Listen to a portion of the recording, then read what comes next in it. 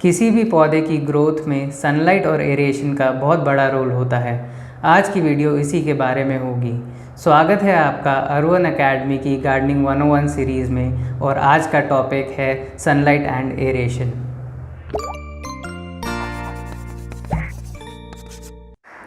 एक बहुत बड़ा मिसकंसेप्शन होता है कि इंडोर प्लांट्स को सनलाइट नहीं चाहिए होती। ये सही नहीं होता। हर एक प्लांट को सनलाइट चाहिए, चाहे वो इंडोर हो या आउटडोर। इंडोर प्लांट्स को थोड़ी कम सनलाइट चाहिए होती है, आउटडोर प्लांट्स को बहुत ज़्यादा सनलाइट चाहिए होती है। कौन से प्लांट को कितनी सनलाइट चाहिए वो जानने से पहले हम टाइप्स ऑफ लाइट के बारे में बात कर लेते हैं इस पिक्चर की मदद से। इस फ़ोटो को हम 3 पार्ट्स में डिवाइड कर सकते हैं: ब्राइट लाइट, मीडियम लाइट और लो लाइट। ब्राइट लाइट में आप वो प्लांट्स उगा सकते हैं जो होते तो आउटडोर हैं पर वो थोड़ी कम लाइट भी टॉलरेट कर सकते हैं। इसके कुछ एग्जांपल्स हैं fiddle leaf fig plant, areca palm, rubber plant, ficus bonsai और जेड प्लांट। मीडियम सनलाइट वाली जगह में आप कोई भी इंडोर प्लांट ग्रो कर सकते हैं, जैसे कि मनी प्लांट, सिंगोनियम्स, एग्लोनिमा और मॉन्स्टेरा। लो लाइट एरियाज़ में प्लांट उगाना थोड़ा डिफ़िकल्ट होता है।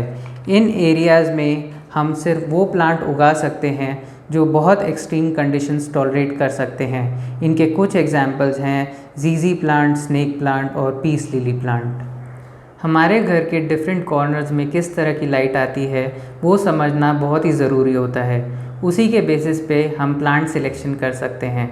अगर किसी कॉर्नर पे बहुत तेज़ धूप आती है तो उसमें हमें इंडोर प्लांट्स नहीं रखने चाहिए। जैसे कि ये एक मनी प्लांट है, एन्जॉय इसका नाम है। इसको हमने बहुत ही तेज़ धूप में रख दिया था और इसके कॉर्नर्स जो हैं वो जलने लग गए थे। उसी तरह अगर हमारे किसी भी कॉर्नर में बहुत कम धूप आती है तो उसमें हम कोई रबर प्लांट, कोई अरीका पाम, इस तरह के प्लांट्स को नहीं रख सकते, वो वहाँ पर सर्वाइव नहीं कर पाते। जितने भी फ्रूटिंग और फ्लावरिंग प्लांट्स होते हैं उनको डायरेक्ट सनलाइट की ज़रूरत होती है 5 to 6 आवर्स की। अगर उनको इस तरह की सनलाइट नहीं मिलती तो वो फ्रूटिंग और फ्लावरिंग नहीं कर पाते।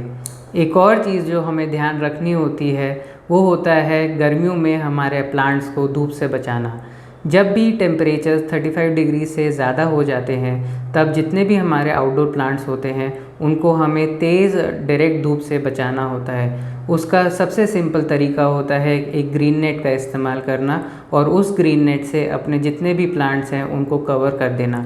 इससे धूप छन कर प्लांट्स पर पड़ती है और वो गर्मी में जलते नहीं हैं। प्लांट की प्लेसमेंट से रिलेटेड एक और चीज़ होती है, वो होता है एरेशन।